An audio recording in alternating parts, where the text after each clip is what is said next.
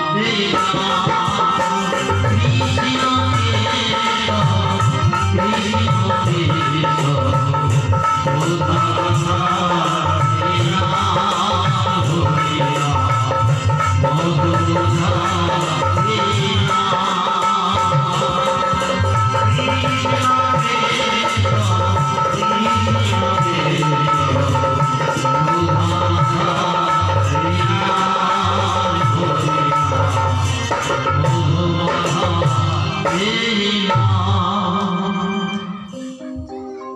একদাহি বিশালায় চত্বারি সমনা সৎসঙ্গার্থং সমায়াতা নদীশস্তোত্র নারদম। এই সনকাদি ঋষিবৃন্দ একবার সৎসঙ্গ লাভের জন্য সনক সনন্দ সনাতন সনক কুমার এই কুমার চতুষ্টয় যার বদ্রী বিশালী উপস্থিত হলেন। আর দৈবক্রমে তাবৎ দ্বাদশ পুরত সনকাদি মুনীশ্বরান দেবশ্রী নারদের সঙ্গে দেখা হয়ে গেল। দেবশ্রী নারদ অত্যন্ত বিষণ্ণ বদন, চিন্তা ক্লিষ্ট, ক্ষুণ্ণ চিত্তবৃত্তি সম্পন্ন। তা দেখে সনকাদি সহিত জিজ্ঞাসা করলেন, দেবশ্রীপা, তুমি তো সদানন্দময় পুরুষ, তোমার এই বিষণ্ণতার কারণ কি? তখন দেবশ্রী নারদ বিস্তৃত ঘটনা বললেন। এই ভাগবতের দ্বারাই যে প্রথমেই প্রেম ভক্তি লাভ হয়, সেই দৃষ্টান্ত তোমাদেরকে বলছি, সনকাদি ঋষিবৃন্দ। তখন দেবশ্রী নারদ বললেন যে, সনকাদি ঋষিগণ, আমি ত্রৈলোক্য পৃথিবী ধন্যা যত্র বৃন্দাবন পুরী, 14 ভুবনের মধ্যে মহা মহিমাশালী ভূমি হচ্ছে পৃথিবী, তার মধ্যে ভারতবর্ষ। তাই আমার একবার ইচ্ছা হলো ভারতবর্ষ আমি পরিভ্রমণ করব। এই বলে যখন আমি নাম গান গাইতে গাইতে ভারতের তীর্থে তীর্থে পর্যটন করতে শুরু করলাম, তখন দেখলাম তীর্থগুলো ব্যবসা কেন্দ্রে পরিণত হয়েছে। সেখানকার সাধু সন্ত ব্রাহ্মণ তাদের ধর্মানুশীলন, সাধন ভজন সবই লাভ পূজা প্রতিষ্ঠা ইন্দ্রচরিতার্থতার উদ্দেশ্যে হচ্ছে। মাতৃবৃন্দ সতীত্ব হারিয়ে ফেলেছে। ব্রহ্মচারীরা ব্রহ্মচর্যকে বিক্রি করে দিয়েছে লাভ পূজা প্রতিষ্ঠার জন্য। দেখতে দেখতে আমি ভীত সন্ত্রস্ত হয়ে গেলাম। ঘুরতে ঘুরতে যখন আমি বৃন্দাবনে এসে উপস্থিত হলাম, তখন সনকাদি ঋষিবৃন্দ অদ্ভুত এক দৃশ্য দেখলাম। তত্রাশ্চর্যময় দৃষ্টম শ্রুতং তন্মুনীশ্বরা একাতু তরণী তত্র নিষণ্ণা কিন্ন মানসা বৃদ্ধো দৌ পতিত পাশে নিঃশ্বাসন্তাবচেতন শুশ্রূষন্তে প্রবদন্তে রুদতি চ তয়োপুর। এক পরমা সুন্দরী দেবী রূপা এক রমণী যমুনার তটে, দুদিকে অত্যন্ত ভয়ঙ্কর বৃদ্ধাতি বৃদ্ধ দুজন ব্যক্তি তাদেরকে লালন করছে, চোখের জলে ভাসছে এবং সম্বন্ধ করছে তাদেরকে পুত্র পুত্র বলে। আমি তো আশ্চর্য হয়ে গেলাম যে মা তরুণী আর এই পুত্র যাদেরকে বলছে এরা ভয়ঙ্কর বৃদ্ধাতি বৃদ্ধ, এ কি করে সম্ভব হয়? আমি একটু এগিয়ে গেলাম। তারপরে তার পরিচয় জিজ্ঞাসা করতে জানলাম, অহং ভক্তিরীতি খাতা ইমৌ মে তন্ময় মতা। হে ঋষিবর, আমি হলাম ভক্তি, আর আমার এই দুটি পুত্র, একটা হচ্ছে জ্ঞান এবং বৈরাগ্য।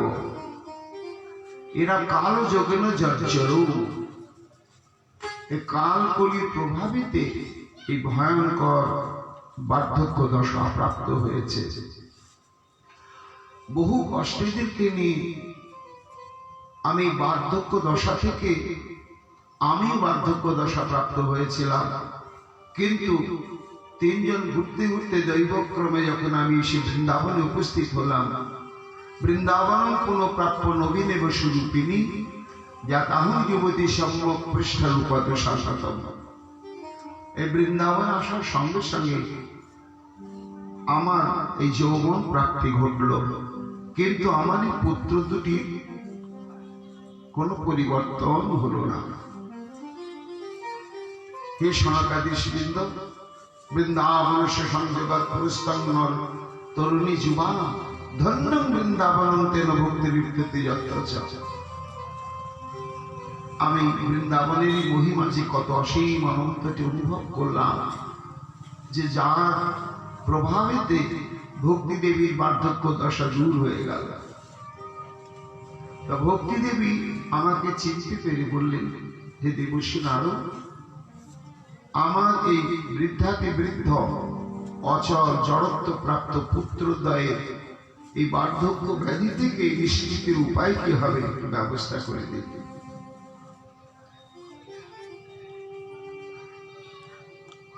আমি দেখলাম কোনো উপায় তো নেই। তখন তার কান্নাকাটি দেখে আমি ভাবলাম, দেখি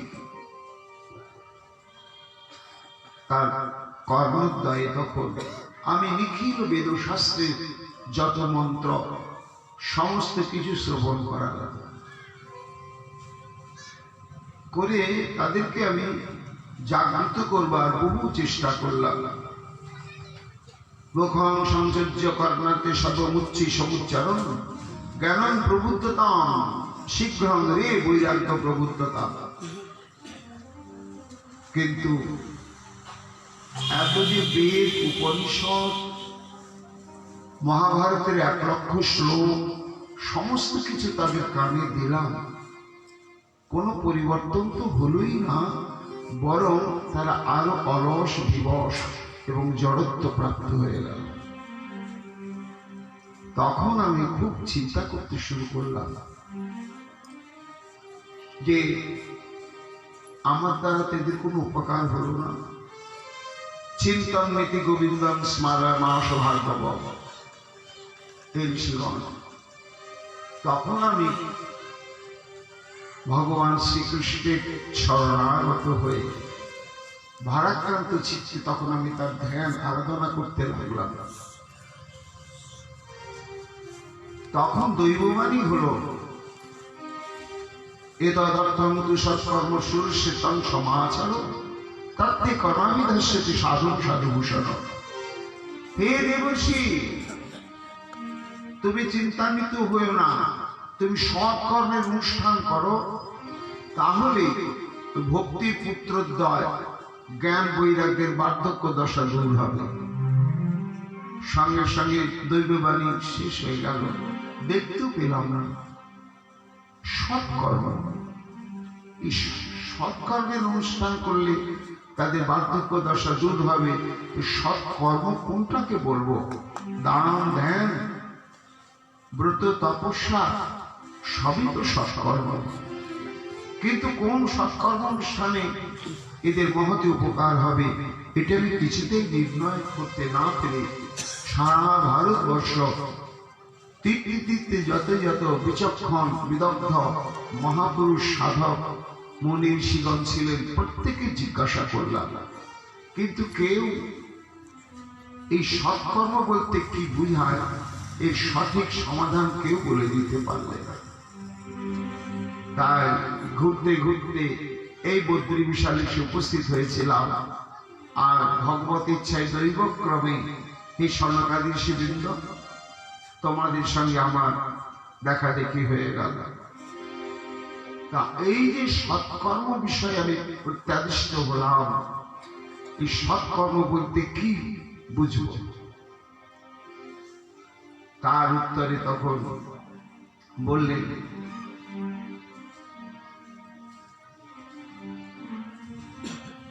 সনকাদিশবৃন্দ, হে দেবর্ষি, এই সৎকর্মই হচ্ছে এই ভাগবত অনুষ্ঠান। ভাগবত কথামৃত শ্রবণ কীর্তন, ভাগবত কথামৃত শ্রবণ। তাহলে তো হে সনকাদি, আমি তো তাদের কর্ণে যে মহাভারতের শ্লোক বলেছি, অন্যান্য পুরাণের শ্লোক বলেছি, তাতেও তো গোবিন্দের কথা আছে, বেদেও তো কৃষ্ণের কথা রয়েছে। তাহলে তার দ্বারা কেন কোনো উপকার সাধন হলো না? স্বতন্ত্রভাবে এই ভাগবত মহাপুরাণে যজ্ঞানুষ্ঠান করতে হবে কেন? তখন তারা হেসে বললেন, মনি শোনো, কৃষ্ণ কথা সবার মধ্যেই রয়েছে। সমগ্র বৃক্ষই হচ্ছে সেই ভগবানের মহিমাকে নিয়েই, কিন্তু তবুও তার একটু হেতু রয়েছে। কি হেতু? আমলাগ্রম রসস্তিষ্ঠন্নাস্তে ন সাধতে যথা সভূয় সংপৃথক ভূত ফলে বিশ্ব মনোহরা। দেখো দেবর্ষি, একটা ইক্ষুদণ্ড, তার গোড়া থেকে মাথা পর্যন্ত রস আছে, কিন্তু একেবারে যেটা উপরের দিকে সেখানে রসের মিষ্টতা গাঢ় থাকে না। যত নিচে নামবে তত গাঢ়তা। তেমনি বেদ বৃক্ষের সাত তত্ত্বই হচ্ছে ভাগবত, এর যে মূল।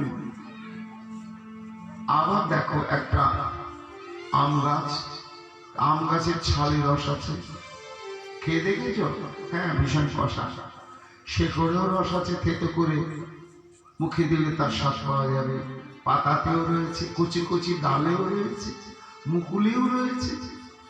তা আম গাছের সবকিছুতে রস আছে, কিন্তু ওই আম গাছে আস্বাদ্য রসটা কোথায় আছে বলতো?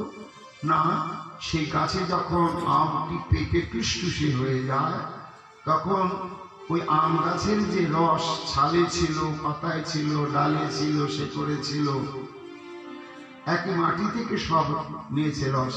কিন্তু সেই রসটা যখন ওই সুপক্ষ অমৃত ফলের মতো সঞ্চিত হলো, তখন তার ভেষজ গুণ, তার আয়ুর্বেদিক শক্তি সম্পন্ন।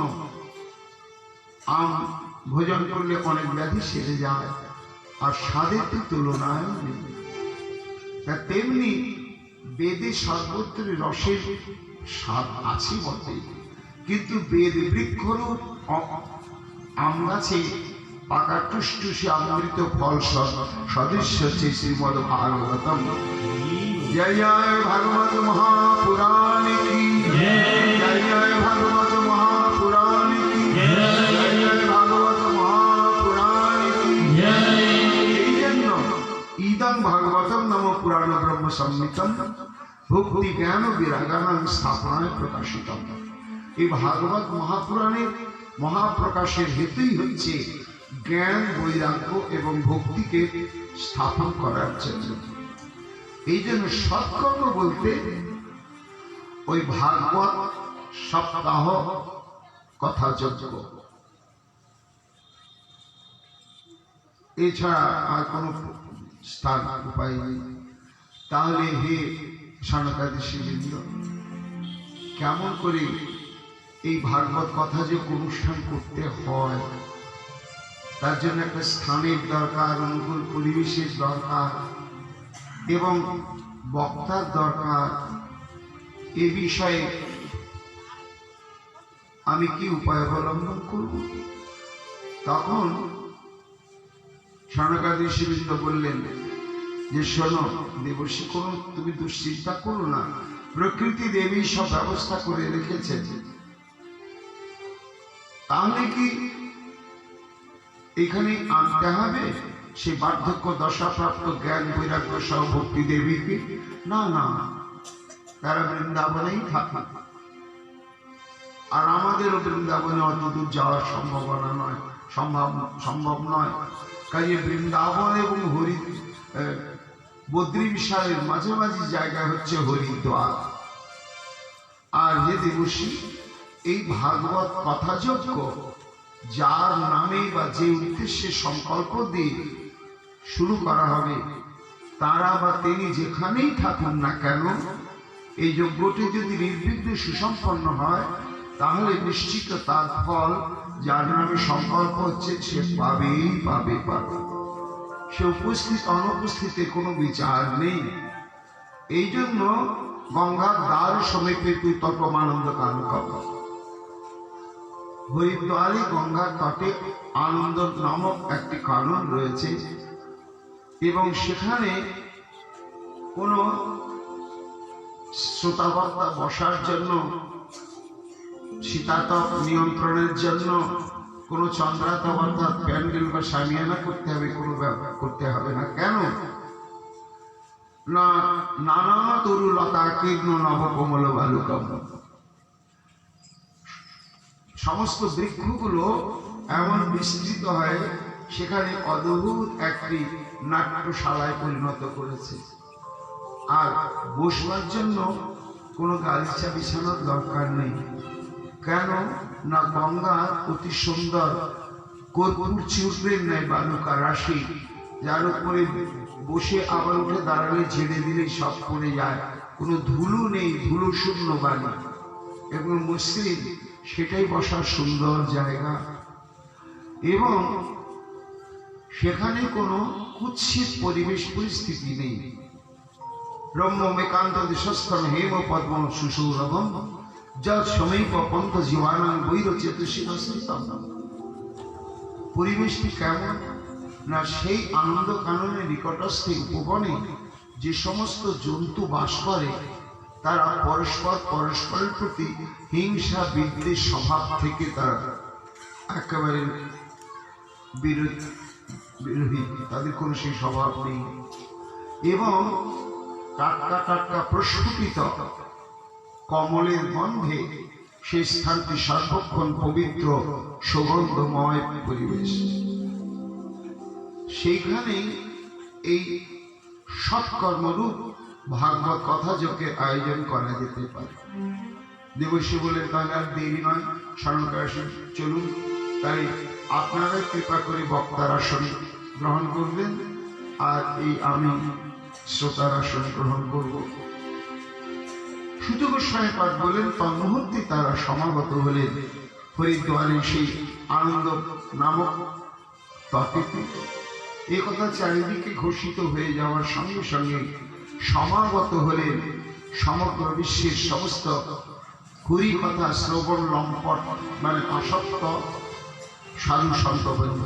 ভৃগু বশিষ্ঠ চবন গৌতম মেধাতিথি দেবল দেবরাজ পরশুরাম বিশ্বামিত্র সকল মার্কেন্ড দত্তাত্রেয় পিপ্পলা যোগেশ্বর ব্যাসদেব পরাশর ছায়াসুখ জাজুলির জন্য সব মুনিগণ এলেন। তাদের শিষ্যগণকে, পুত্রগণকে, স্ত্রীগণকে সবাইকে সঙ্গে করে এলেন। শুধু তাই নয়, বেদ, 4টা বেদ মূর্তি ধরে এলেন, বেদান্ত মূর্তি ধরে এলেন, তন্ত্র মন্ত্র, সমস্ত পুরাণ, 6টা শাস্ত্র, সব মূর্তি ধরে ধরে সেখানে উপস্থিত হলেন। এবং শুধু তাই নয়, এই সমকাল ঋষিবৃন্দ, ভারতবর্ষের যত নদী, যত সরোবর, যত পবিত্র ক্ষেত্র, 10 দিন এবং সমস্ত পূর্ণ অরণ্যবৃন্দ, হিমালয়াদি যত পর্বত, সব মূর্তি ধরে ধরে, মানুষের রূপ ধরে ধরে সেখানে এসে তারা শ্রোতারূপে অবস্থান করতে লাগলেন এবং ভাগবতী কথা আরম্ভ হল। 4 জন ঋষি পরম্পরাক্রমে বলে চললেন এবং দেবর্ষি নারদ বসে বসে শ্রবণ করতে লাগলেন। এইভাবে যখন ভাগবতের সমস্ত বিষয়বস্তু মহিমা বর্ণন হতে শুরু করলো, তখন অলৌকিক একটি ঘটনা ঘটল। কি ঘটল? না ভক্তি স্তৌতরণ্য গৃহীত্বা প্রমৈক রূপা সহসা বিরাসী শ্রীকৃষ্ণ গোবিন্দ হরি মুরারে নাথিতে নামানি মুহুর বদন্তি। হঠাৎ দেখা গেল সেই স্থানীতে সেই পরম তরুণী স্বরূপপ্রাপ্তা ভক্তি দেবী তার দুটি সন্তান তারা তরুণ হয়ে গেছে, হাতে ধরে সেখানে এসে উপস্থিত হলেন। নাম গান গাইতে গাইতে, কি নাম গান গাইছে? কৃষ্ণ গোবিন্দ হরে মুরারি হে নাথ নারায়ণ বাসুদেব। শ্রী কৃষ্ণ গোবিন্দ হরে মুরারি হে নাথ নারায়ণ বাসুদেব। কৃষ্ণ গোবিন্দ হরে মুরারি হে নাথ নারায়ণ বাসুদেব। শ্রী কৃষ্ণ গোবিন্দ হরে মুরারি হে নাথ নারায়ণ বাসুদেব।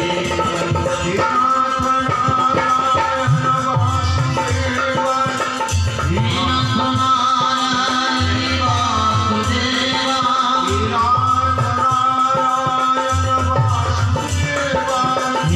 নাথ নারায়ণ বাসুদেব।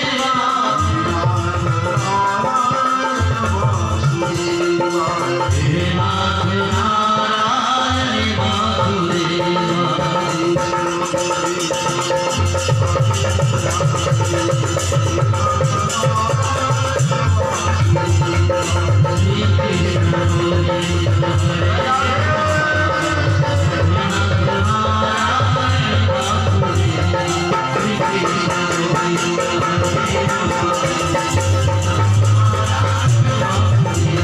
শ্রী কৃষ্ণ গোবিন্দ হরে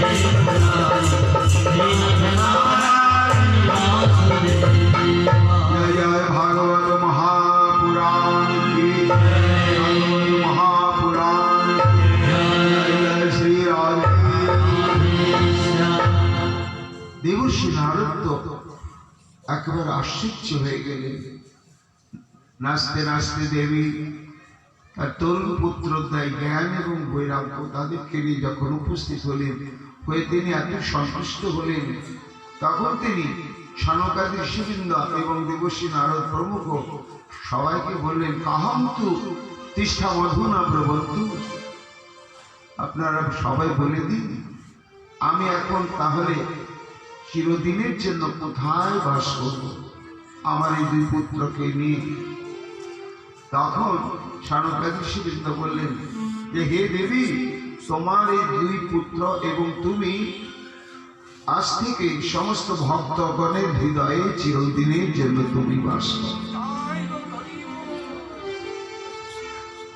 এই জন্য ভাগবতী কথা শ্রবণ করার সঙ্গে সঙ্গে এই সনকাদি ঋষিবৃন্দ নিশ্চিত রূপে জীবের যে মুখ্য প্রয়োজন তত্ত্ব প্রেম ভক্তি, সেটি নিশ্চিত রূপেই প্রাপ্ত হওয়া যায়। এই সমস্ত প্রসঙ্গ শ্রবণ করার পরে দেবর্ষি নারদ সনকাদি ঋষিবৃন্দকে বললেন যে, হে ঋষিগণ, যাক একটা সমস্যা থেকে আমি মুক্ত হলাম। তাহলে সৎকর্ম বলতে এই ভাগবত কথা যোগ্যকে বুঝায়, কিন্তু ভক্তি তো বৈরাগ্য এবং জ্ঞান ভক্তির হৃদয় অধিষ্ঠিত হলেন। কিন্তু এই যে ভয়ঙ্কর পাপের প্রভাব জীবকে নাস্তানাবুদ করে দিচ্ছে, এইরকম বাধ্যতামূলক কৃত পাপপূর্ণ জীবের পরাগতির উপায় কি ভাগবতের দ্বারা হবে? তখন সনকাদি ঋষিবৃন্দ বলেন, হ্যাঁ দেবর্ষিপা, এ নিয়ে একটি দৃষ্টান্ত রয়েছে। তুঙ্গ ভদ্রাতটে পূর্বম অভূত পত্তমুত্তম যত্র বর্ণা সাধর্মেণ সত্য সৎকর্ম তৎপরা আত্মদেব পুরিতস্মিন সর্বভেদ বিশারদ শ্রৌতস্মাতেষু বিস্নাত দ্বিতীয় ইব ভাস্কর। হে নারদ, তুঙ্গভদ্রা নদীর তটেতে এক নগরী ছিল। সেখানে সাধর্ম পরায়ণ একজন নিষ্ঠাবান ব্রাহ্মণ বাস করত, তার নাম আত্মদেব। এবং তার মহিমাটা কেমন প্রচারিত ছিল সমাজে, দ্বিতীয় ইব ভাস্কর, অর্থাৎ এই যেন সমাজের কাছে এই আত্মদেব যেন একটা দ্বিতীয় সূর্য। সূর্য যেমন আলো প্রদান করে, অন্ধকার নাশ করে, সূর্য যেমন চর্য ভয়াদি দূর করে, সূর্য যেমন প্রচন্ড শীতের কষ্ট থেকে মুক্ত করে, তেমনি আত্মদেব ছিল তৎস্বভাব বিশিষ্ট। কিন্তু এহেন সুকৃতিবান ব্রাহ্মণের জীবনে কর্মফলশালী কি ছিল জানো? সে ছিল অপুত্র। তার স্ত্রী সে সংসার ধর্মে একেবারে সুনিপুণা,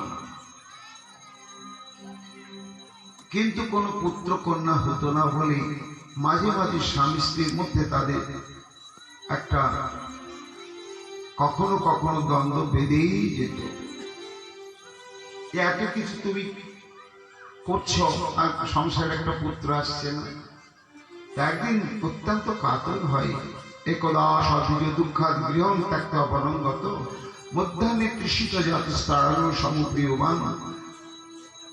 অত্যন্ত দুঃখে গভীর অরণ্যে গিয়ে একটা বন্য হ্রদের তটে পড়ে রয়েছে, অনাহার কৃষ্ণ অবস্থা। দৈবক্রমে একজন সাধু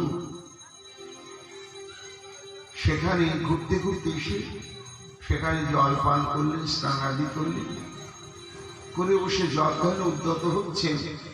আর এক চোখে পড়ল একজন ব্রাহ্মণ, সে আক্ষেপ করছে, কাঁদছে, তার জীবনের ব্যর্থতা ঘোষণা করছে। ধীরে ধীরে কাছে গিয়ে বলি, তুমি না ব্রাহ্মণ? ব্রহ্ম জানাতি ব্রাহ্মণ, আর ব্রহ্ম হচ্ছে আনন্দ স্বরূপ, তোমার এত আক্ষেপ কেন, কষ্ট কেন? তখন আত্মদেব বললেন যে হে মহাত্মা, আমি অপুত্র, আমার হাতে ভিক্ষে অনেকে নিতে চায় না, আপনাদের হাতে ভিক্ষে নেব না। আমি গাভী পালন করলে গর্ভবতী হয় না, আমি বা আমার স্ত্রী কোন গাছ লাগালে ফল ধরে না, জীবনে ঠিক। তখন সাধুজি হাসলেন, ব্রাহ্মণ তুমি জানো না যে পুত্র প্রাপ্তিতে মানব জীবনের সার্থকতা নয়, মানব জীবনের সার্থকতা হচ্ছে কৃষ্ণানুশীলন। যে পুত্র পালন করতে দুঃখ, তারপরে যদি সৎ স্বভাব বিশিষ্ট না হয় তাহলে চরমতম দুঃখ, আদিবাদীতে আক্রান্ত হলে দুঃখ, এবং মৃত্যুর পরে তার সঙ্গে কোনো সম্পর্কই থাকবে না। সেই পুত্রের জন্য তুমি এত লালায়িত হচ্ছ কেন? এটা তো ঠিক নয়। সপ্ত জন্মাবধি তব পুত্র নৈব চ নৈব চ। আমি তোমার ভাগ্য বিচার করে দেখলাম যে তুমি পূর্ব জন্মে এমন কর্ম করেছ, 7 জন্ম তোমার পুত্র লাভ হবে না। কাজে যেটা হবে না সেটা নিয়ে তুমি কেন এত আত্মপ্রকাশ করছো? বরং তুমি হরিগুণানুকীর্তন করো, তাহলে তোমার মানব জন্ম সার্থক হবে। মহাত্মা, আপনি যাতে আমাকে জ্ঞানের ভাষা বলুন। ওই পুত্র প্রাপ্তির মোহ আমাকে এমন ভাবে পেয়ে বসেছে যে আমার কোনো জ্ঞানের কথা আমার হৃদয়কে মর্মস্থল স্পর্শই করবে না। আপনি ভাগ্যে না থাকুন, ভগবানও যেন পারে, ভগবানের ভক্তগণ তা পারে। তাই আপনি একটি পুত্রের ব্যবস্থা করে দিন। সনক বলছেন, শোনো দেবশ্রী নারদ। তখন সেই সাধুজি একটি ফল প্রদান করলেন, যাও স্নান আদি করে মন্ত্র তাৎপনাদি করে তোমার স্ত্রীকে ফলটিকে ভোজন করতে বলো, তাহলে সে গর্ভবতী হবে। ফলটি নিয়ে এসে তার স্ত্রী ধুন্দুলি তাকে প্রদান করলেন। ধুন্দুলি এটা ফলটি তো পেল, এতদিন কষ্ট ছিল ছেলে নেই বলে, এবার ফলটি ভোজন করলে যে নিশ্চিত পুত্র হবে এটা ওর মনে বলছে। কিন্তু পুত্র হলে বা হতে কি অবস্থা হয় এগুলো তার মনে যাচ্ছে।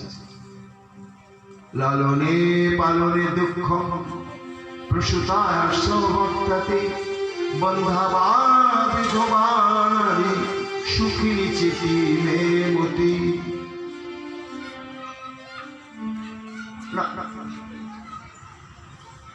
লালন পালনে কষ্ট, তারপরে আদিব্যাধিতে আক্রান্ত হলে কষ্ট, আবার যখন ভূমিষ্ঠ হয় তো অনেক মা মারাও যায়।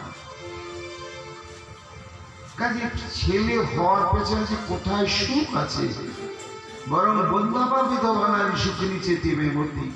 ধুন্দুলি চিন্তা করছে যারা বন্ধা বা বিধবা বরং তারাই ভালো, আমার পুত্রের দরকার নেই। এটি মনে মনে চিন্তা করে ফলটি রেখে দিল, আর খেলোই না। কি গো ধুন্দুলি, ফলটা খেয়েছো? হ্যাঁ হ্যাঁ খেয়েছি। মিথ্যে কথা বলতে বলতে ভাবে যে আর কতদিনই মিথ্যে কথা বলবো। এমন সময় একথা ভোগিনী তস্যাং তদ্গৃহস্য স্বাগতা তদগ্রে কথিতং সর্বং চিন্তং মহদ্বিহীনে। তার অন্তঃসত্ত্বা ভগিনী দৈবক্রমে বেড়াতে এসেছে। দিদি তোর মুখটা তো ভার কেন রে, কি হয়েছে কি? আর বলিস না, এই কথা বলতো, এখন আমার ইচ্ছা নাই পেটে ছেলে আসুক। আবার স্বামীকে মিথ্যে কথা বলে চলেছে, তো কতদিন কি করবো? ওটা চিন্তা করবো না, এই দেখো সবে আমি অন্তঃসত্ত্বা, তুমি বরং ফলটা গরুকে খাইয়ে দাও, আর প্রতি দেবতাকে বলো যে তুমি ফলটা খেয়েছ। এবার 2 মাসের পরে একটু একটু করে কাপড় টাপড় বেঁধে তুমি উদরটাকে স্থিত করবে, পেটটাকে মোটা করতে থাকবে। তারপরে 10 মাস 10 দিনে সময় অনেকটা বড় পেট তৈরি করবে, হাত দিয়ে তো দেখবে না। তারপরে একদিন খুব ছটফট করবে, অর্থাৎ প্রসব বেদনার অভিনয় করবে। আর আমিও সময় বুঝে যেই আমার সন্তান ভূমিষ্ঠ হবে সঙ্গে সঙ্গে তোমাকে গোপালে পাঠিয়ে দেব। তোমার 2 গুণ ওই সন্তান পেটে ধরার কষ্ট ভোগ করতে হলো না, আবার প্রসব করার বেদনাও তোমাকে অনুভব করতে হলো না। কিন্তু তার বিনিময়ে কিন্তু আমাকে অনেক কিছু দিতে হবে বলে নিশ্চিত। কিন্তু সমস্যা যে আমি তো গর্ভ সঞ্চার না হলে স্তনে দুধ হবে না, তাহলে মানুষ হবে কি করে? ওটা মিথ্যে কথা বলবে যে আমার ব্যাধি আক্রান্ত হয়েছে তাই স্তনে দুধ নেই, আমাকে নিয়ে আসবে। ঠিক সেই মতোই হয়ে গেল। ফলটি পালিত গোমাতাকে ভোজন করিয়ে দিলে যথা নিয়মে ষড়যন্ত্র অনুসারে ধুন্দুলির ভগ্নির পুত্রটি এলো ঘরে। তাকে মানুষ করার জন্য ধুন্দুলি ভগ্নিকে নিয়ে আসা হলো, এবং 3 দিন পরেতে ওই গাভী গর্ভ থেকে অদ্ভুত একটি দিব্য মানব শিশু জন্মগ্রহণ করল। কেবল ব্যতিক্রম তার কান দুটো হলো গরুর মতন। পাড়ার লোকের আনন্দিত মন্তব্য করতে লাগলো, দেখো দেখো ভগবানের যখন কৃপা হয়, এতদিন গাছে ফল ধরতো না, পুত্র কন্যাও হতো না, এই দেখো ওর স্ত্রীর গর্ভে তো পুত্র হয়েই গেল, ওর গায়ের পেট থেকে আবার দেখো মানুষের শিশু বেরোল। নাম হলো গোকর্ণ। আর ধুন্দুলি বলল, আমার ছেলের নাম আমি রাখবো। কি রাখবে? বলে আমার নাম ধুন্দুলি, আমার ছেলের নাম ধুন্দুকালী। সনকাদি বলছেন দেবশ্রী নারদ ক্রমে ক্রমে যখন বড় হতে শুরু করলো, বিপরীতমুখী গোকর্ণ হয়ে গেল মহাধার্মিক বেদজ্ঞ, মনুষ্য দেহ এবং জন্ম প্রাপ্তির উদ্দেশ্য সম্পর্কে প্রচন্ড সচেতন হয়ে সে কৃষ্ণানুশীল তৎপর হয়ে গেল। আর ঠিক বিপরীত স্বভাব বিশিষ্ট হলো ধুন্ধুকারী, সমাজের কাছে হলো সে বিভীষিকার, মদিরাসক্ত হয়ে গেল। সঞ্চিত ধন রাশি সব শেষ। একদিন পিতার কাছে ধন প্রার্থনা করছে, পিতা নিঃস্ব হয়ে নিচে দেওয়ার সামর্থ্য নেই, প্রচন্ড ভাবে অত্যাচার করলে। কাঁদতে কাঁদতে গোকর্ণর কাছে গিয়ে আত্মদেব বললে, গোকর্ণ আমি সহ্য করতে পারছি না বাবা। গোকর্ণ হেসে বলছে, কষ্টটা পাচ্ছ ওই তোমার ছেলে এই বোধটার জন্য। পাড়ার ছেলে যদি এরকম বদমাশি করতো তুমি তো কষ্ট পেতে না বাবা। তুমি ভাবছো আমার ছেলে, এই যে আমার ছেলে, এই সম্বন্ধটাই একমাত্র দুঃখের কারণ। কেউ কারো পুত্র নয়, কেউ কারো কন্যা নয়, কেউ কারো পিতা নয়, কেউ কারো মাতা নয় বাবা গো। কৃষ্ণ ভজনযোগ্য দেহ পাওয়ার জন্য আমাদের গোবিন্দ ভজন করে কাটাতে হবে। পিতা বলো, মাতা বলো, আপন বলো, একমাত্র গোবিন্দ ছাড়া জগতে কেউ নেই। কাজে যাও, বেরিয়ে পড়ো, আর তুমি সংসারে থেকো না। পুত্র গোকর্ণের কথা শ্রবণ মাত্র আত্মদেব সংসার ছেড়ে চলে গেল। মা একা, মায়ের উপরে অকথ্য অত্যাচার আরম্ভ হয়ে গেল, সহ্য করতে পারে না। একদিন কুয়োতে ঝাঁপ দিয়ে আত্মহত্যা করলে ধুন্ধুকারী। গোকর্ণ তীর্থ পর্যটনে চলে গেল। সমাজের বুকে একটা ভয়ঙ্কর আতঙ্ক হয়ে বেঁচে থাকলো ধুন্ধুকারী। 5টি বেশ্যাকে নিয়ে সে সংসার বাঁধল। এমন ভয়ঙ্কর নিকৃষ্ট কর্ম নেই যা ধুন্ধুকারী আর করে। এইভাবে ভয়ঙ্কর পাপ কর্ম করতে করতে করতে করতে চরম অবস্থা প্রাপ্ত হল। একদিন দস্যুবৃত্তি করে ঘরে ফিরে এসে দেখছে তার 5টি স্ত্রী বিষণ্ণ বদনে বসে রয়েছে। কি ব্যাপার তোমরা এইরকম কেন? বলে, আর কতদিন তুমি নতুন গয়নাগাটি দাওনি, আর কতদিন থেকে তুমি আমাদের সুন্দর সুন্দর বস্ত্রাদি দাওনি। কাজেই তুমি তো আমাদের বিবাহিত স্বামী নয়, এই জন্য তোমার সঙ্গে ধর্মের কোনো সম্পর্ক আমাদের নেই। আমরা আমাদের স্বার্থ সিদ্ধির জন্য তোমার কাছে পড়ে থাকি, তা যদি না হয় আমরা থাকবো না, চলে যাবো। তখন ধুন্ধুকারী বলছে, না আছে। সে তখন এক রাজপ্রাসাদের ভেতরে প্রবেশ করে দস্যুবৃত্তি করে বস্ত্রাদি নিয়ে এসে তাদের প্রদান করে।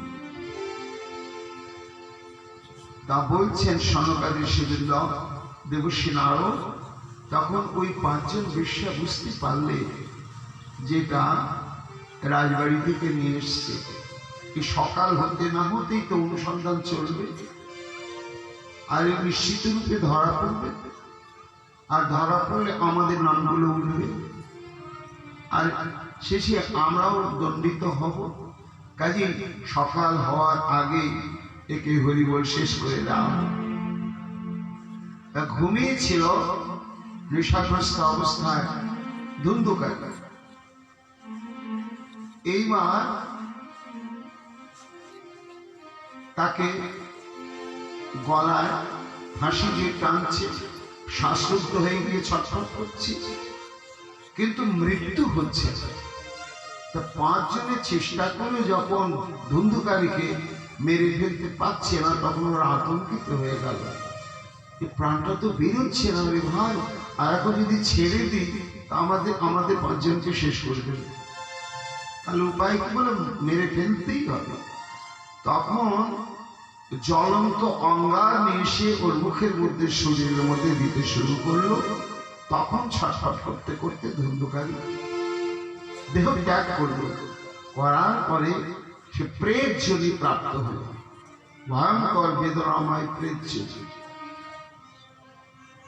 তীর্থ পর্যটন করতে করতে গোকর্ণ জানতে পারলেন যে তার বৈমাত্র ভাই ধুন্ধুকারী দেহ ত্যাগ করেছে। তখন তার উদ্দেশ্যে কয়েকটি শ্রাদ্ধ পিণ্ডাদি সব সমান করবে। করার পরে নিজে গ্রামে ফিরে এলো। এসে দেখছে সে গৃহে কেউ বসবাস করে না। গ্রামবাসীরা দেখে দিল, এই তো তোমার ঘর।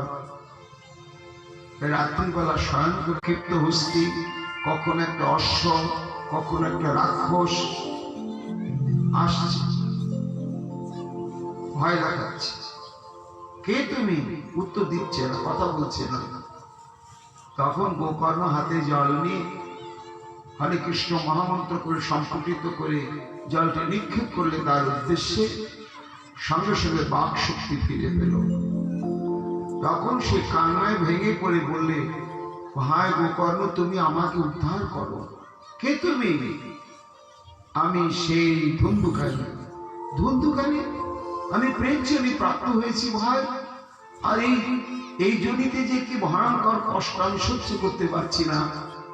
গোকর্ণ, তুমি আমাকে একমাত্র উদ্ধার করতে পারবে, আর কেউ পারবে না।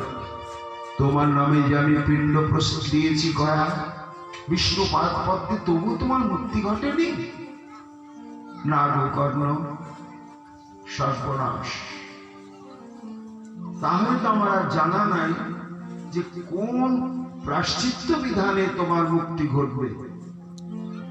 শাস্ত্রের শেষ বিধান ওই প্রেত গয়ায় গিয়ে প্রেত শ্রাদ্ধ করে বিষ্ণু পাদ পদ্মে যদি পিণ্ড প্রদান করা হয়, তাহলে প্রেত যোনি প্রাপ্ত আত্মা উদ্ধার হয়ে যায়।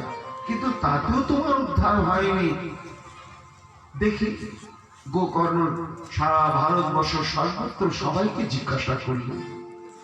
সবাই বললে, আরে বিষ্ণু পাদ পদ্মে পিণ্ড প্রদানে যার মুক্তি হয়নি, তার মুক্তি কোনো উপায় আর নেই।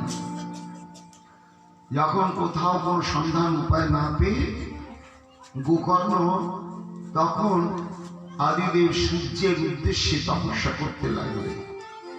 সূর্যদেব তখন সন্তুষ্ট হয়ে বললেন যে, হে গোকর্ণ, হবে না, পিণ্ড প্রদানের দ্বারাও ওর মুক্তি হবে না। ওর মুক্তির একটা উপায় হচ্ছে শ্রীমদ ভাগবতম উত্তীর্ণ হয়ে এক দিব্য কৈশল মূর্তি এসে উপস্থিত হলেন। কেমন সে মূর্তিটি? দিব্য রূপধর, যাতে তুলসী রাম মণ্ডিত, পীতবাসা ঘন শ্যাম, মুকুটি কুণ্ডলান্বিত, উজ্জ্বল শ্যাম বর্ণ, বৃন্দাবনের গোপবালকদের মতো দিব্য কান্তি এবং পীত বসনধারী, মুকুট কুণ্ডলাদি এবং কণ্ঠে তুলসী দাম রয়েছে। ধন্য ভাগবতী কথা প্রেত পীড়া বিনাশিনী, সপ্তমপি তদ্ধন্য কৃষ্ণ লোক ফলপ্রদ। জয় জয় ভাগবত মহাপুরাণ কি জয়, ভাগবত মহাপুরাণ কি জয়। আর সঙ্গে সঙ্গে বৈকুণ্ঠ থেকে রথ নেমে এলো এবং রথ থেকে দুইজন দূত নেমে বললে, হে গোকর্ণ, তুমি ধুন্ধুকারীকে নিয়ে রথে ওঠো, আমরা তোমাদেরকে বৈকুণ্ঠে নিয়ে যেতে এসেছি। কেন? বলে, এই যে তুমি ভাগবত কথা সপ্তাহ কথা যজ্ঞের আয়োজন করেছ, এটি যে কত মহিমাশালী, যে শ্রবণ মাত্রেন ও বৈকুণ্ঠে তাদের পরাগতি লাভ হয়, এবং তাদের জন্য বৈকুণ্ঠনাথের আদেশে আমরা এই রথ নিয়ে এসেছি। এখানে এতগুলো শ্রোতা রয়েছে, একা ধুন্ধুকারী তো শোনেনি, সবাই শ্রবণ করেছে, তাহলে এরা যাবে না? না না, কেন যাবে না? শ্রবণস্য বিভেদন হল ভেদ অর্থ সংস্থিত। ধুন্ধুকারী যেমন এক মন এক প্রাণ এক চিত্ত হয়ে ভাগবত শ্রবণ করেছে, কিন্তু এত এত শক্তিবৃন্দ তারা ধুন্ধুকারীর মতন শরীর মন বাক্য একত্রিত করে এক চিত্ত হয়ে শ্রবণ করেনি। এই জন্য এই মুহূর্তে তাদের সরাসরি বৈকুণ্ঠে যাওয়ার যোগ্যতা লাভ হয়নি। তখন গোকর্ণ বললেন, হে দূতগণ, তোমরা ভাই দণ্ডকারীকে নিয়ে চলে যাও। আমি যতক্ষণ পর্যন্ত প্রত্যেকটি শ্রোতা বৈকুণ্ঠে যাওয়ার যোগ্যতা অর্জন না করতে পারবে, ততদিন পর্যন্ত ভাগবতী কথা আমি চালিয়েই যাব। বারবার বলতে লাগলেন এবং সমাগত শ্রোতৃমণ্ডলী এই কথা শ্রবণ করার পরে তারাও সাবধান হয়ে গেলেন, হয়ে একাগ্র চিত্তে তখন তারা শুনতে শুনতে যখন সমাগত সব শ্রোতারা এক মন এক প্রাণ এক চিত্ত হয়ে শ্রবণ করলে, সেই দিনে আবার বৈকুণ্ঠ থেকে রথ এলো, এসে একেবারে গোকর্ণ সহ সমস্ত শ্রোতাকে নিয়ে বৈকুণ্ঠে হরিবোল বলতে বলতে সব চলল। ভজ গোবিন্দ ভজ গোবিন্দ ভজ গোবিন্দ কি হরি নাম রে ভজ গোবিন্দ ভজ গোবিন্দ ভজ গোবিন্দ কি নাম রে ভজ গোবিন্দ ভজ গোবিন্দ ভজ গোবিন্দ কি নাম রে ভজ গোবিন্দ ভজ গোবিন্দ ভজ গোবিন্দ কি নাম রে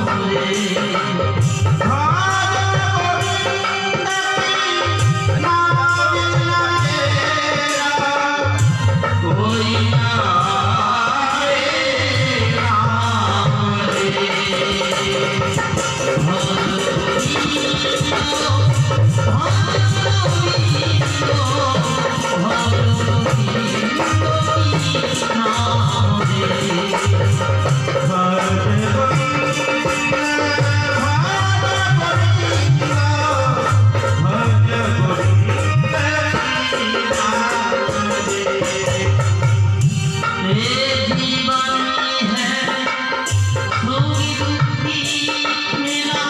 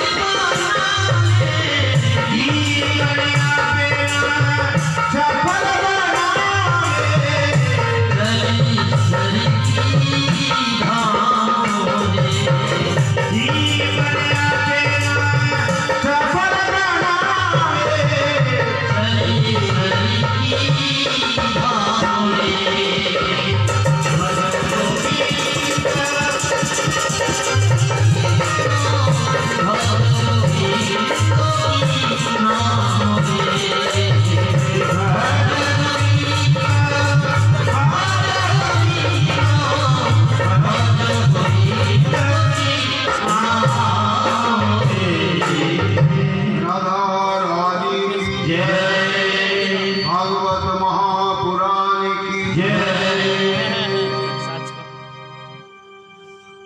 শুধু গোস্বামী পাদ বললেন এই সমকালী ঋষি সনকালী ঋষিগণ এই দুটি উপাখ্যান দিয়ে ভাগবতের মহিমা কীর্তন করলেন।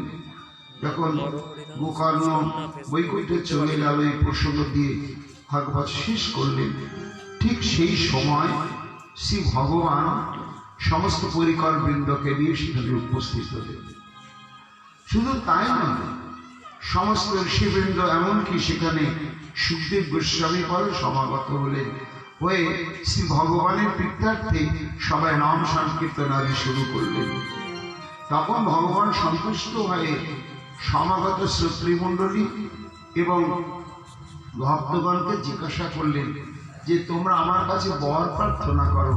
এই ভাগবতী কথা যজ্ঞের অনুশীলনে আমি যত সন্তুষ্ট হয়েছি অন্য কিছুর মাধ্যমে এত সন্তুষ্ট হই না, তাই তোমরা বর প্রার্থনা করো। তখন সবাই বললেন, হে প্রভু, যদি বর দিতে হয় তাহলে এই বর দাও যে যেখানে যেখানে ভাগবত কথা যজ্ঞ হবে, যেখানে যেখানে তোমার লীলা প্রসঙ্গ কথা চর্চা হবে, তুমি সেইখানেই উপস্থিত হবে, সেখানে তুমি বর্তমান থাকবে। ভগবান বললেন তথাস্তু। এই জন্য তোমাদের প্রশ্ন ছিল যে কলিহত জীবের মুক্তির সহজতম উপায় কি? এই ভাগবত কথা যজ্ঞই একমাত্র অবলম্বনীয়। কেন শ্রবণ করব তার মহিমা সূচক উপাখ্যানটি তোমাদের কাছে বললাম। এই দেবর্ষি নারদ এবং সনকাদি ঋষিবৃন্দের প্রসঙ্গ নিয়ে এইবার তোমাদের আর কি প্রশ্ন? তখন সনকাদি ঋষিবৃন্দ বললেন, শুধু জানাসি ভদ্রান্তে ভগবান সত্যতাঙ্গপতি শ্রী বিষ্ণু তত্র তত্রাঞ্জসা স্বয়ং ভবতাং তদ বিনিশ্চিতম পুংসামেকান্ত তস্য স্তন্য সংশোধিত।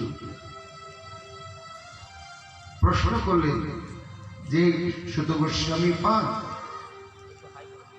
এই যে আমাদের জীবনে শ্রেষ্ঠ এবং সমুদ্রিত মনীষা ব্রুহি ভদ্রায় ভূতলং জীনাত্মা সম্পৃষিদতি। বহু শাস্ত্রে বহু রকম কর্মানুষ্ঠানে উপদেশ আদেশ নির্দেশ দেওয়া হয়েছে, কিন্তু তার মধ্যে সার প্রসঙ্গ কি?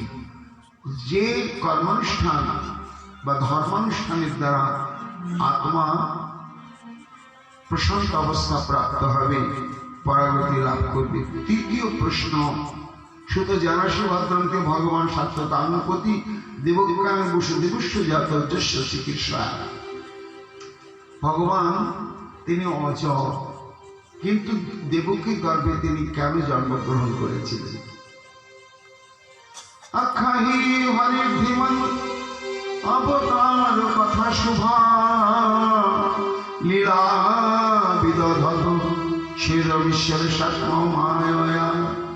চতুর্থ প্রশ্ন, ভগবান তো স্বয়ংই জন্মগ্রহণ করলেন, এছাড়াও তার অংশ থেকে প্রকাশিত অবতার বৃন্দ যুগে যুগে কালে কালে বহু স্বরূপে বহু নামে অবতীর্ণ হয়েছিলেন।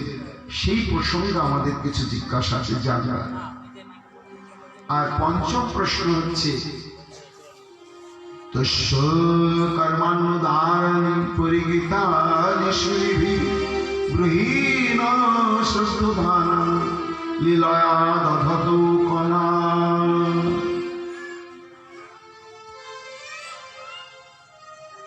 এই যে মহিমা ভগবানকে, ভগবানের লীলা প্রসঙ্গ নিয়ে সমস্ত মনীষীগণ যে লীলা কথা প্রচার করেন, সেই প্রসঙ্গে আমাদের কিছু জিজ্ঞাসা। আর সর্বশেষ প্রশ্ন, এই সুত গোস্বামী ব্রহ্মী যোগেশ্বরী কৃষ্ণ ব্রহ্মণী ধর্ম ব্রহ্মণী সাং কাষ্টা অধুরূপেতে ধর্মকং শরণং গত।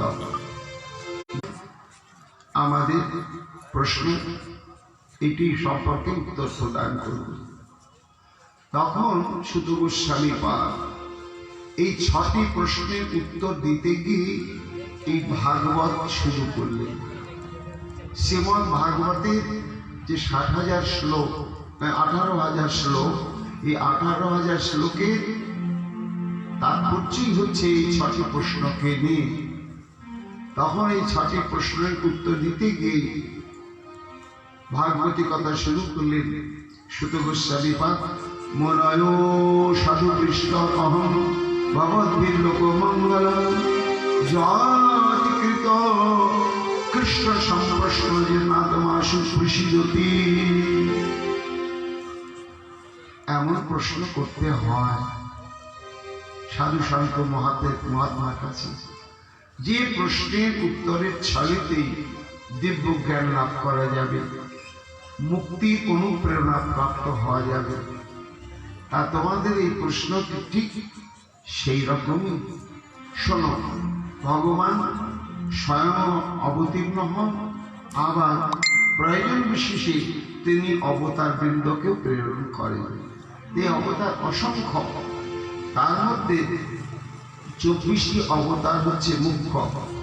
প্রথম অবতার সনকাদি ঋষিবৃন্দ, তারপরে বরাহদেব, তারপরে দেবর্ষি নারদ, নরনারায়ণ ঋষি, কপিলদেব, দত্তাত্রেয় ঋষি, যজ্ঞদেব এক অবতার, ঋষভদেব অবতার, পৃথু, মৎস্য, কুর্ম, ধরন্তরী, মোহিনী, নৃসিংহদেব, বামন, পরশুরাম, ব্যাসদেব, রামচন্দ্র, বলরাম, বাসুদেব, বুদ্ধদেব, কল্কি, এই হচ্ছে 22টি। আর হংসদেব এবং হয়গ্রীবদেব, এই মোট 24টি অবতার হচ্ছে মুখ্য। তখন স্বর্ণকারী এলো কি করে? কোন কারণকে কেন্দ্র করেই তো ভাগবতের প্রকাশ ঘটল। তা কি কারণকে কেন্দ্র করে ভাগবতের প্রকাশ ঘটেছিল সেটি আমরা একটু জানতে চাই। তার উত্তর দিতে গিয়ে বললেন যে, হে সনকাদি ঋষিবৃন্দ, মহর্ষি কৃষ্ণদ্বৈপায়ন বেদব্যাস ব্যাসাশ্রমে ছিলেন। সেই সময় দেবর্ষি নারদ সেখানে উপস্থিত হলেন। দেবর্ষি নারদকে দর্শন করে তাকে প্রণাম অবদানাদি সৎকার পূর্বক নিকটে বসে দেবর্ষি নারদকে জিজ্ঞাসা করলেন ব্যাসদেব, হে দেবর্ষি, তুমি ভগবত কৃপা শক্তিতে এমন অলৌকিক শক্তিধারী যে দিবা এবং রাত্রিতে অনুক্ষণ তো তুমি কৃষ্ণের গুণগানে প্রমত্ত রয়েছ এবং তোমার স্বাধীন শক্তি রয়েছে স্বর্গমর্ত পাতাল ত্রিভুবন পরিভ্রমণের জন্য।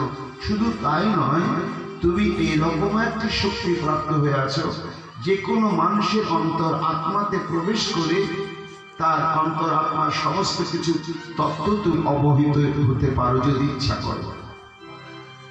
এই শক্তিকে তুমি প্রাপ্ত হয়েছে বলে তোমার কাছে আমার জিজ্ঞাসা।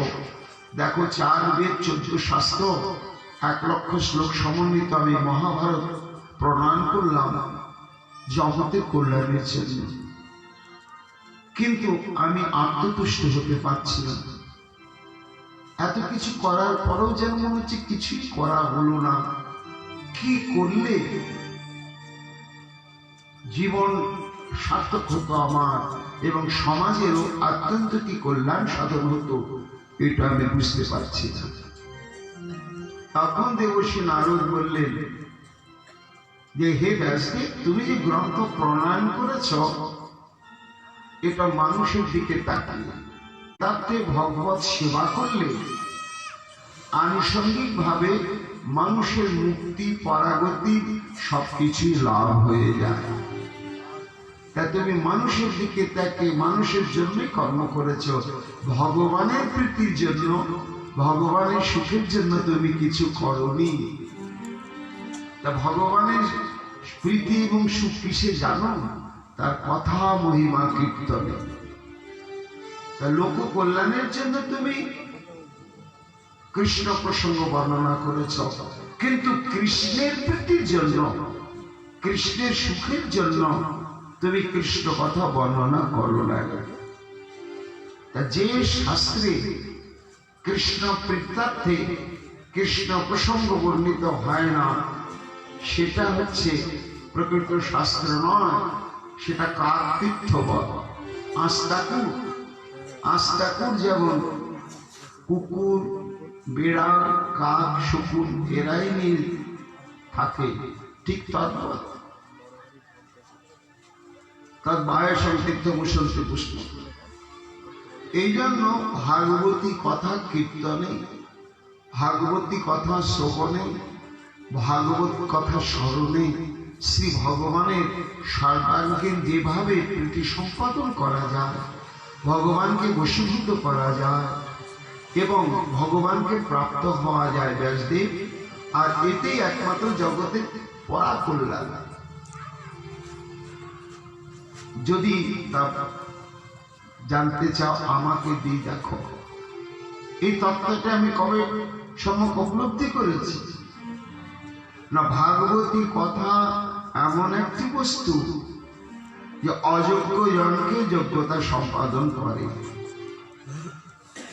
এই বলে সুত গোস্বামীপাদ বলছেন, সনকাদি শিবেন্দ্র দেবশ্রী নারদ নিজের জন্ম বৃত্তান্ত বললেন ব্যাসদেবকে। আমার বাবা কে, মাকে জিজ্ঞাসা করলেও বলতে পারতেন না, বলতেন না। আমি একবার দুবার জিজ্ঞাসা করার পর আর করিনি। এক সদাচার সম্পন্ন ধার্মিক ব্রাহ্মণের ঘরে মা দাসীবৃত্তি করতেন। তিনি খুব ধর্মপরায়ণ ছিলেন, দেবকার্যে মাকে নিযুক্ত করে রেখেছিলেন এবং আমাকেও পুত্রবৎ লালন পালন আদি করতেন। দৈবক্রমে বর্ষাকাল যখন সমাগত হতে চলেছে, তখন পদব্রজে তীর্থ পর্যটনকারী বেশ কিছু সিদ্ধ মহাত্মা তারা ঘুরতে ঘুরতে দৈবক্রমে এই গ্রামের পাশে একটি উন্মুক্ত প্রান্তর বিশিষ্ট তপবনের একটি সুন্দর বন ছিল। নিকটে বিশাল ব্রাহ্মণ পল্লী। এটি জানতে পেরে চাতুর্মাস্যকাল সমাগত বুঝে তখন সেই পর্যটনকারী সাধুবৃন্দ তারা স্থির সিদ্ধান্ত নিলেন যে আমরা 4টি মাস এই ব্রাহ্মণ পল্লীর নিকটস্থ তপবনের ন্যায় এই বনেই আমরা 4টি মাস অতিবাহিত করব, সংকল্পিত ভজন ক্রম নিয়ে। গ্রামবাসীদের কাছে বলার সঙ্গে সঙ্গে সব ব্যবস্থা হয়ে গেল। ব্যাস আমার মায়ের দায়িত্ব পড়ল ওই ব্রাহ্মণগণের রন্ধনাদি কাজের সেবা পরিচর্যা, তারপরে উচ্ছিষ্ট স্থান লেপন ইত্যাদির দায়িত্ব। হরিকথা আরম্ভ হলো। কি অদ্ভুত পরিবেশ। আমার বয়স 5 বছর, কিন্তু জন্ম থেকে আমি ধীর স্থির গম্ভীর, 10টা চঞ্চল শিশুর মতো স্বভাবের শিশু ছিলাম না। নিবিষ্ট চিত্তে আমি তাদের মুখনিসৃত ভাগবতী কথা শুনতাম। তো 2-4 দিন যাওয়ার পরে আমার